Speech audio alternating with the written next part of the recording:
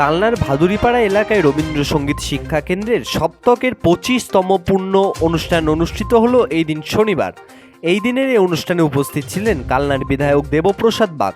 দেবপ্রসাদ বাবু জানান, আপনারা সকলেই শিল্পী, কোনো শিল্পীর মধ্যে দলাদলি রাখবেন না, আর আমাকে কোনো দিন কোনো প্রয়োজনে লাগলে নির্দ্বিধায় আমাকে বলবেন, আমি সর্বদা আপনাদের পাশে রয়েছি।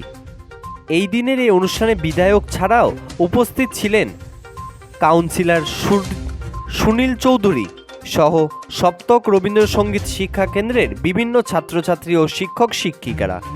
কালনা থেকে সৈয়দ আবু জাফরের রিপোর্ট, যুগান্তর সংবাদ।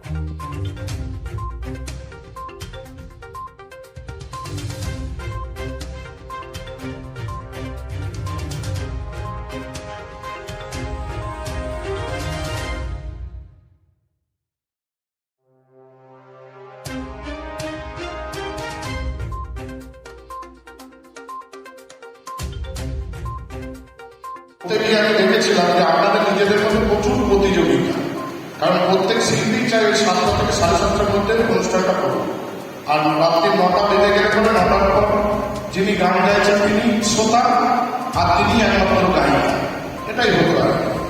যাই হোক, আমি সকলের কাছে বলবো প্রতিযোগিতা একদম ঠিক থাকা উচিত, কারণ প্রতিযোগিতা না থাকলে বলতে এগোনো যায় না।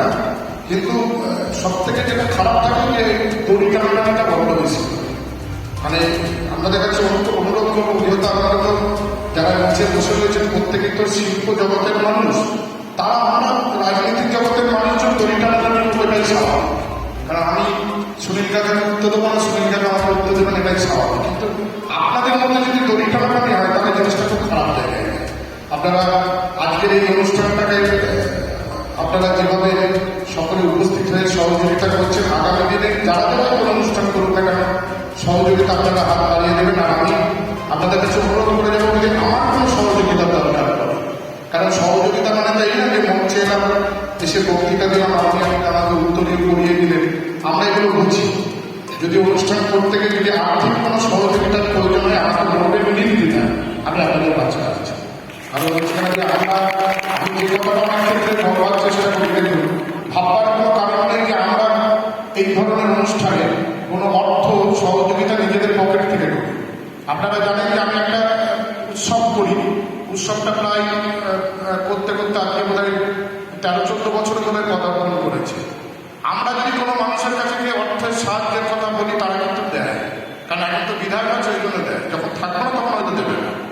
তা আপনারা যদি কোনো অনুষ্ঠান করবার জন্য সেই মানুষগুলোর কাছে গেলে পরে তারা যত না সহযোগিতা করবে, আমরা যদি বলি যে স্মিতাদিকে পাঠাচ্ছি, তার একটা অনুষ্ঠান আছে, এই কাজটা আপনাদেরকে করে দিতে হবে, তারা দেখবেন বেশি সহযোগিতা করবেন, ওনার জন্য না আমার জন্য। তাই এই কথাটা খোলাখুলিভাবে বললাম যে আপনারা যদি কোনো সংস্থা যদি এই ধরনের অনুষ্ঠান করতে গিয়ে যদি আমার যদি সহযোগিতা লাগে এই অর্থে হচ্ছে, আপনারা বলবেন, আমি নিশ্চয়ই আপনাদের কাছ থেকে করবো। আর আপনারা যদি মাঝে মাঝে এই ধরনের অনুষ্ঠান করেন, বিশেষ করে কালনার প্রচুর শিল্পী আছে যারা ধরুন মঞ্চই পায় না, তারা মঞ্চ খোঁজে, তাদের সেরাটা মানুষের সামনে তুলে ধরবার জন্য আপনারা করুন।